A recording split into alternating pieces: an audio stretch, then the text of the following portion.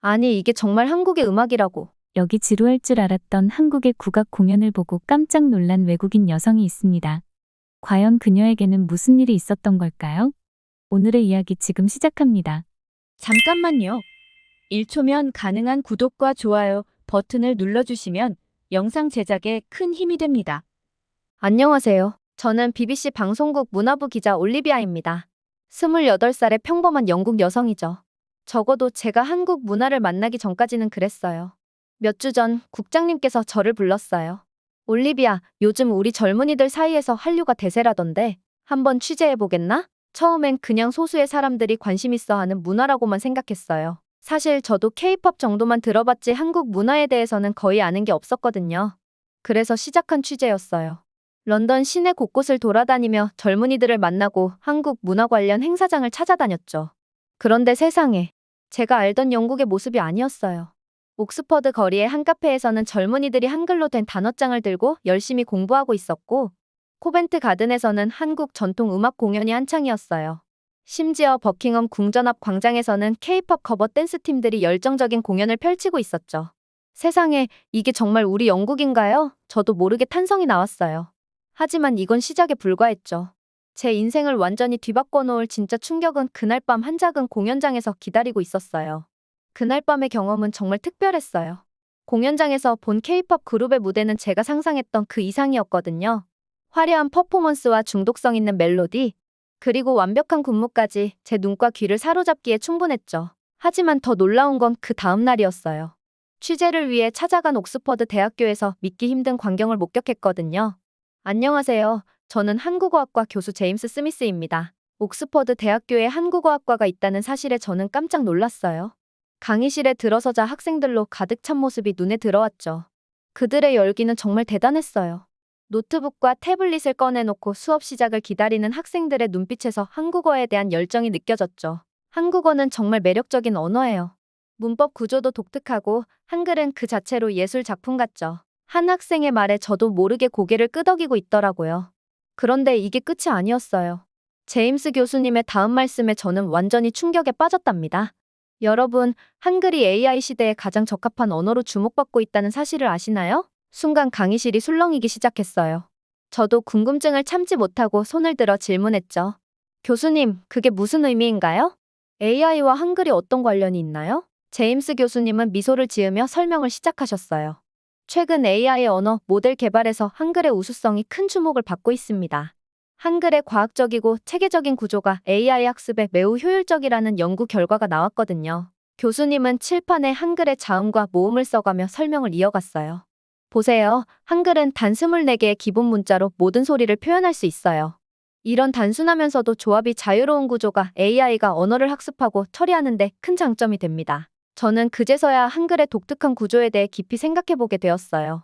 알파벳과는 완전히 다른 이 문자 체계가 정말 신기해 보였죠. 게다가 한글은 음소 문자이면서도 음절 단위로 모아 쓰는 특징이 있어요. 이는 AI가 텍스트를 분석하고 생성하는 데 있어 매우 효율적인 구조입니다. 교수님의 설명을 들으며 저는 한글이 단순히 아름다운 문자를 넘어 미래 기술의 핵심이 될 수 있다는 사실에 놀라웠어요. 더 놀라운 사실은 영국의 몇몇 명문 사립학교에서 제2외국어로 한국어를 채택했다는 거예요. 프랑스어나 독일어 대신 한국어를 배우는 영국 학생들이라니 정말 믿기지 않았죠. 한국어를 배우면 미래에 더 많은 기회가 있을 거라고 생각해요. 한국 기업들이 세계 시장을 주도하고 있잖아요. 이튼 칼리지의 한 학생이 당당하게 말하는 걸 들으니 한국의 위상이 얼마나 높아졌는지 실감할 수 있었어요. 그리고 마지막으로 옥스퍼드 영어 사전 편집부를 방문했을 때의 충격이란. 최근 우리 사전에 김치, 한류, 애교 같은 한국어 단어들을 추가했어요. 영어권 사용자들 사이에서 이런 단어들의 사용 빈도가 크게 늘었거든요. 옥스퍼드 사전 편집장의 말에 저는 그만 입을 다물지 못했어요. 세계에서 가장 권위 있는 영어 사전에 한국어 단어들이 올랐다니 정말 대단한 일이었죠. 하지만 가장 놀라운 소식은 따로 있었어요. 유엔에서 한국어를 공용어로 지정하려는 움직임이 있다는 거예요. 한국의 경제적, 문화적 영향력이 커지면서 국제사회에서 한국어의 중요성도 함께 높아지고 있어요. 유엔 공용어 지정은 시간 문제라고 봅니다. 외교부 관계자의 말을 들으니 한국어가 영어, 프랑스어, 스페인어와 같은 반열에 오를 날이 멀지 않았다는 생각이 들더라고요. 이 모든 경험을 통해 저는 깨달았어요. 한류는 단순한 문화 현상이 아니라 세계의 판도를 바꾸는 거대한 흐름이라는 걸요. 그리고 이 흐름의 중심에 한국어가 있다는 사실에 새삼 놀랐죠. 다음 날 저는 흥분된 마음으로 기사를 쓰기 시작했어요. 한국어, 세계를 정복하다라는 제목으로 말이에요. 하지만 이건 시작에 불과했죠. 제가 앞으로 발견하게 될 한류의 놀라운 면모들은 여기서 그치지 않았거든요. 한국어의 세계적 위상에 대한 기사를 마무리하고 나서 저는 다음 주제로 눈을 돌렸습니다. 바로 K-드라마였죠. 사실 저는 드라마를 그다지 즐기지 않는 편이었어요. 하지만 취재를 위해 몇 편을 보기 시작했는데 이게 웬일인지 멈출 수가 없더라고요. 먼저 별에서 온 그대를 봤어요. 외계인과 톱스타의 로맨스라니 얼마나 황당한 설정인가 싶었죠. 그런데 이상하게 빠져들더라고요. 치밀한 스토리 구성, 섬세한 감정 묘사, 그리고 배우들의 뛰어난 연기력. 밤을 새워 다 보고 나니 왜 이 드라마가 아시아를 열광시켰는지 이해가 갔어요. 그 다음 태양의 후예를 봤는데 이건 정말 대단했어요.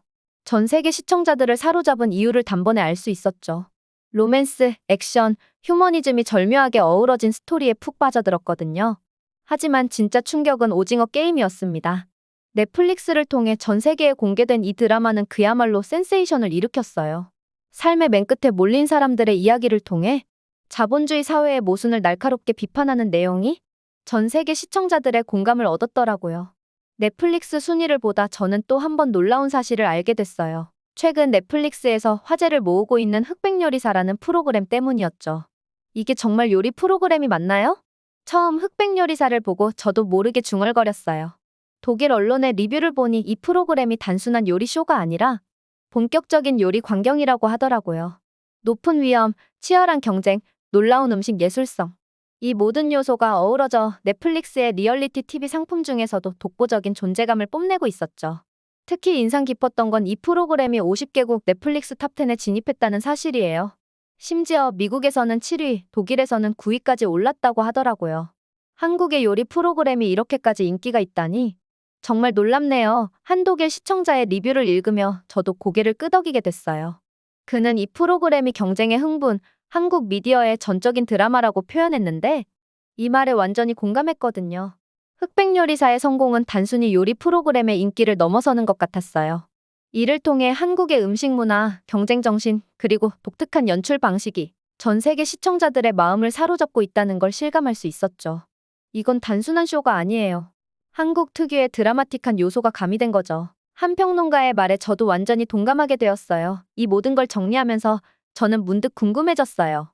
K-드라마의 성공이 이제는 전통적인 드라마 장르를 넘어 리얼리티 프로그램까지 확장되고 있다는 건데 과연 이 열풍이 어디까지 이어질까? 그 답을 찾기 위해 저는 다음 취재 주제를 K-팝으로 정했습니다.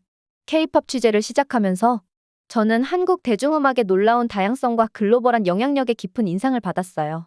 비틀즈 이후 처음으로 빌보드 핫 100 차트에서 연속 1위를 차지한 한국의 아이돌 그룹이 있다고 들었어요. 정말 대단하지 않나요? 한 음악 평론가가 열정적으로 말하더라고요. 하지만 더 놀라운 건 K-팝만이 아니었어요. 런던의 한 라디오 방송에서 우연히 들은 노래에 저는 그만 귀를 의심했죠. 이 감미로운 목소리의 주인공이 누구인가요? DJ에게 물었더니 그가 미소 지으며 대답했어요. 이명웅이라는 한국의 트로트 가수예요. 최근 한국에서 폭발적인 인기를 얻고 있다고 해요. 한국의 대중음악이 이렇게 다양한 장르를 아우르고 있다니 정말 놀라웠어요. 취재를 위해 찾은 한국 음악 페스티벌에서는 더욱 다채로운 모습을 볼 수 있었어요. K-팝 아이돌 그룹의 화려한 퍼포먼스부터 이명웅과 같은 트로트 가수의 감성적인 무대까지 세대를 아우르는 다양한 음악이 공존하고 있었죠. 한국 음악의 힘은 바로 이 다양성에 있어요. 10대부터 60대까지 모든 세대가 즐길 수 있는 음악을 만들어내고 있죠. 한 음악 평론가의 말에 고개를 끄덕이지 않을 수 없었습니다. 이 모든 걸 취재하면서 한국 음악의 성공 비결이 단순히 특정 장르의 인기가 아니라는 걸 알게 되었어요. 그 뒤에는 전통과 현대를 아우르는 다양성, 세대를 넘나드는 소통, 그리고 끊임없는 혁신이 있었던 거죠. 한국 음악의 세계, 그 안에는 제가 미처 알지 못했던 한국의 또 다른 면모가 숨어 있었습니다. 그리고 이는 제 다음 취재 주제로 자연스럽게 이어졌어요. 바로 한국의 전통 음악 국악이었죠. 국악 공연장으로 향하는 발걸음이 조금은 무거웠어요. 솔직히 말해서 지루하고 난해한 음악일 거라는 선입견이 있었거든요. 하지만 그날 밤의 경험은 제 생각을 완전히 바꿔놓았답니다. 공연장에 들어서자마자 독특한 향기가 코끝을 스쳤어요. 나무와 가죽의 은은한 향이었죠. 무대 위에는 생소한 악기들이 가지런히 놓여 있었어요. 가야금, 해금, 장구, 이름도 처음 들어보는 악기들이었지만 왠지 모르게 설렘이 느껴졌죠. 공연이 시작되고 첫 음이 울려 퍼졌을 때 저는 그만 숨을 멈췄어요. 가야금의 섬세한 선율이 마치 시간을 거슬러 올라가는 듯한 느낌을 주더라고요.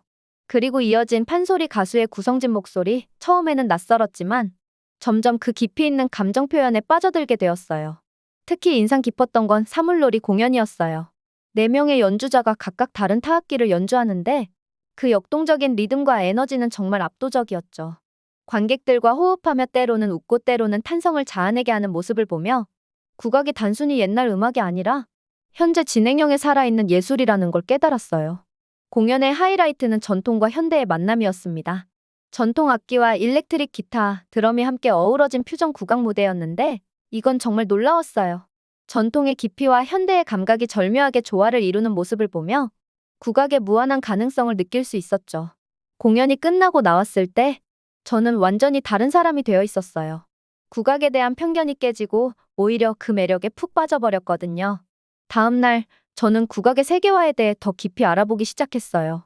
한국 정부가 1962년부터 문화재 보호법을 제정해 전통 문화를 보존하고 세계에 알리려는 노력을 해왔다는 사실을 알게 되었죠.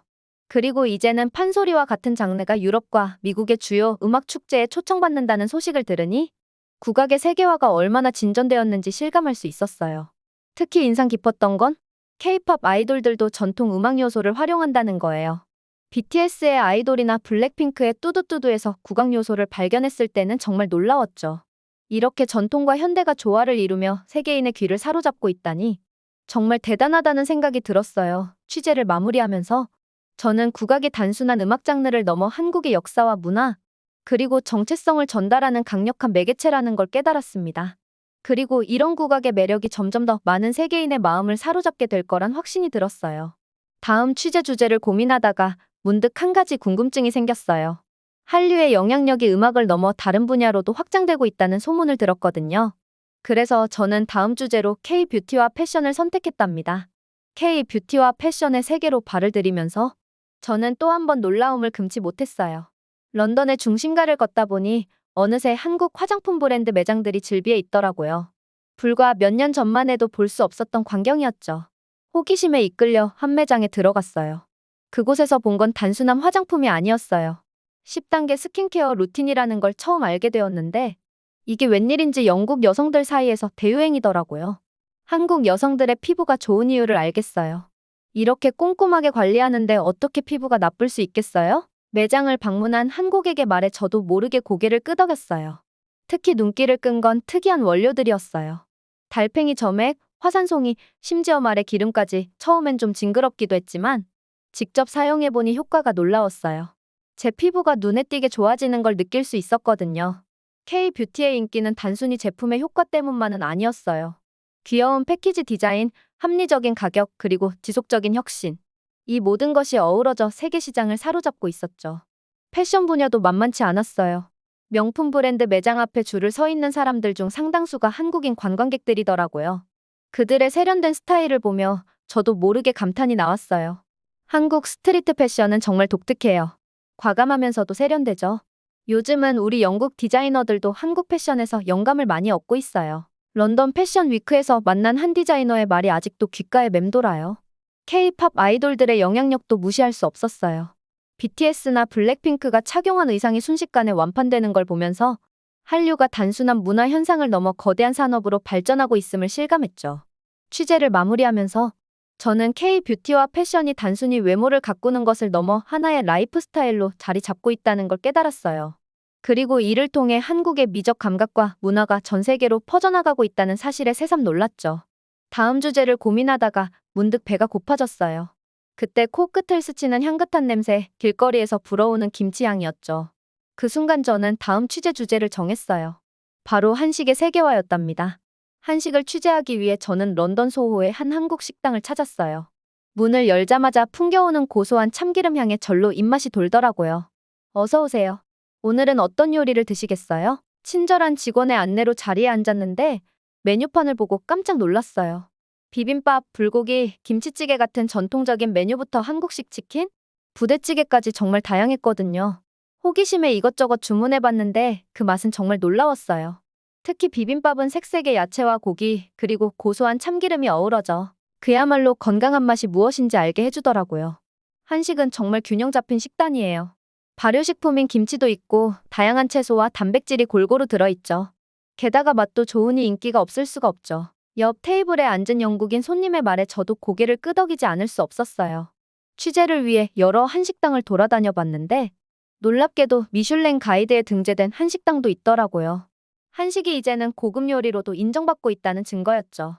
특히 인상 깊었던 건 김치의 인기였어요.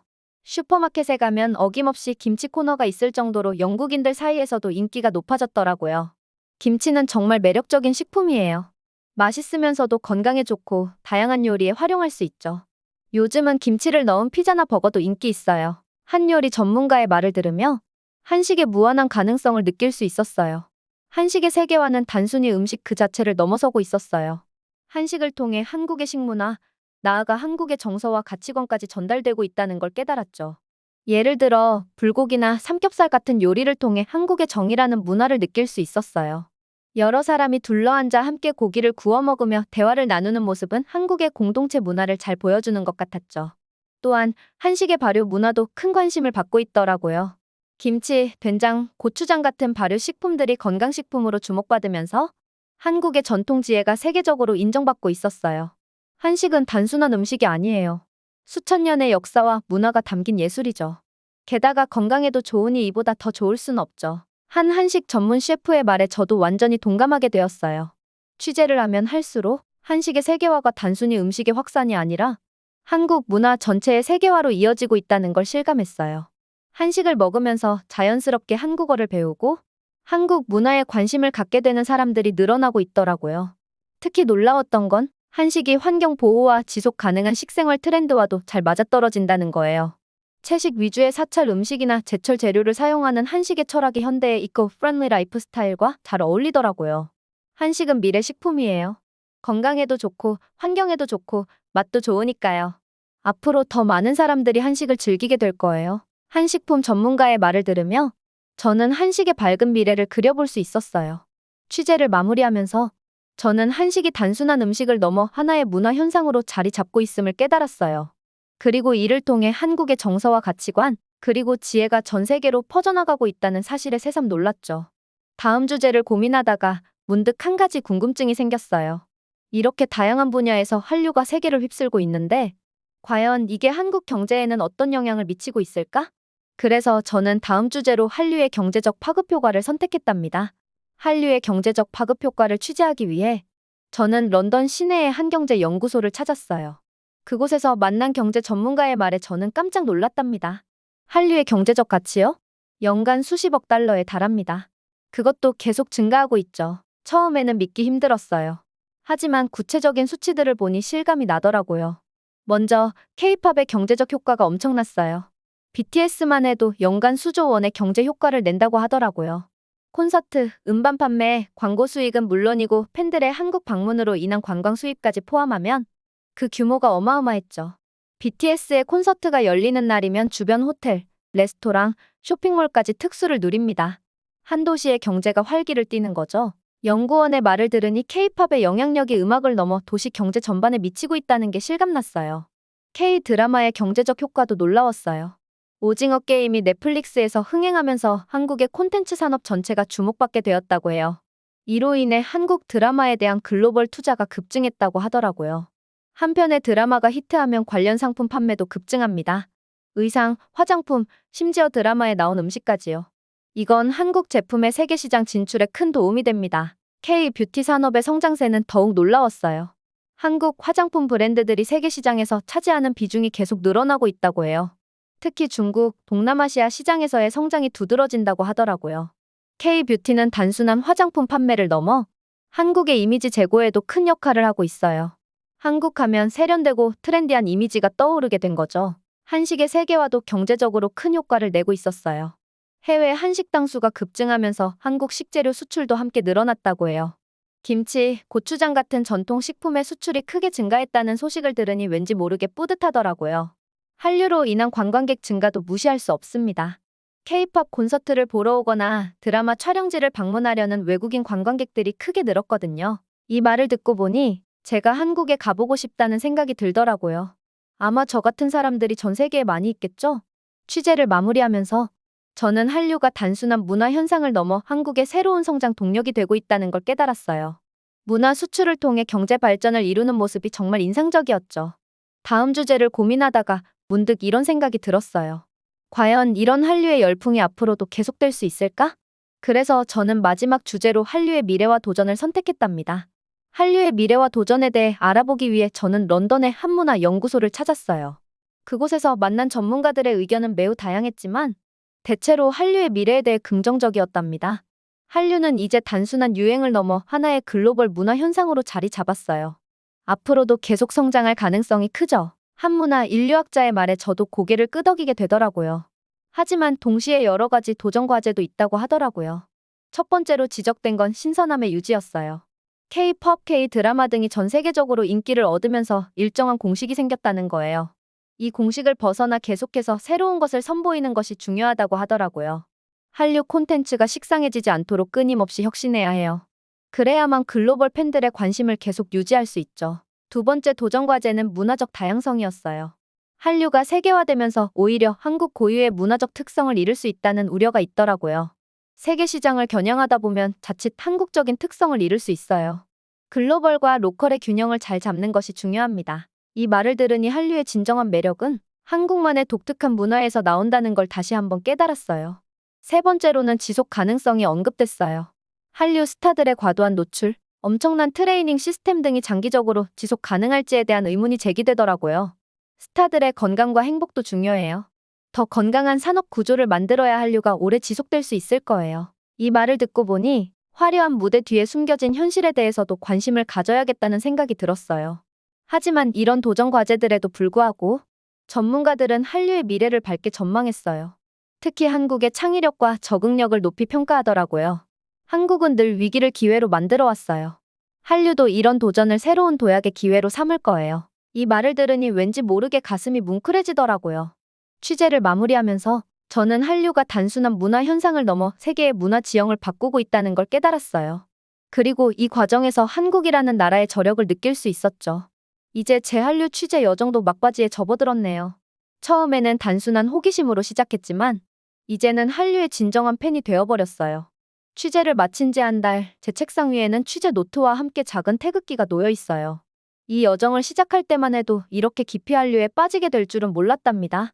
올리비아, 내 기사 시리즈가 대단한 반향을 일으키고 있어? 편집장님의 말씀에 저도 모르게 얼굴이 붉어졌어요. 런던에서 경험한 한류에 대한 저희 솔직한 이야기가 많은 영국인들의 공감을 얻었나 봐요.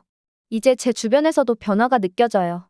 런던 거리를 걷다 보면 한국어로 대화하는 젊은이들을 심심치 않게 볼 수 있고 한식당 앞에는 늘 긴 줄이 늘어서 있죠. 심지어 제 부모님께서도 김치를 즐겨 드시게 되셨다니까요. 한류 덕분에 우리도 세상을 보는 눈이 넓어진 것 같아. 친구의 말에 저도 깊이 공감했어요. 한류는 단순히 한국 문화를 알리는 데 그치지 않고 우리로 하여금 다양성의 가치를 깨닫게 해주었거든요. 특히 인상 깊었던 건 한류를 통해 느낀 한국인들의 열정과 창의성이에요. 어려운 역사 속에서도 끊임없이 도전하고 혁신해온 그들의 모습에서 우리도 배울 점이 많다고 생각해요. 올리비아, 이번엔 한국에 직접 가서 취재해보는 건 어때? 편집장님의 제안에 저는 망설임 없이 고개를 끄덕였어요. 이제는 직접 한국에 가서 한류의 본고장을 경험해보고 싶어졌거든요. 이 취재를 마치며 드는 생각은 한류가 단순한 문화 현상을 넘어 세계를 더 가깝고 다채롭게 만드는 힘이 되고 있다는 거예요. 서로 다른 문화를 이해하고 존중하는 것, 그것이 바로 한류가 우리에게 가르쳐준 가장 큰 교훈인 것 같아요. 앞으로 한류가 어떻게 발전하고 세계를 변화시킬지 정말 기대돼요. 그리고 저도 그 여정에 함께할 수 있어 정말 기쁩니다. 자, 이제 서울행 비행기표를 예약할 시간이네요. 제 다음 한류 이야기는 한국에서 시작될 것 같아요. 여러분도 저와 함께 이 신나는 여정을 계속해서 즐겨주세요. 한류, 그리고 한국과 함께한 이 특별한 경험을 통해 저는 더 넓은 세상을 보게 되었어요. 이제 제 마음 한편에는 작지만 강렬한 한국이라는 나라가 자리 잡았답니다. 오늘 사연은 여기까지입니다. BBC 문화부 기자 올리비아의 한류 취재 이야기 어떠셨나요?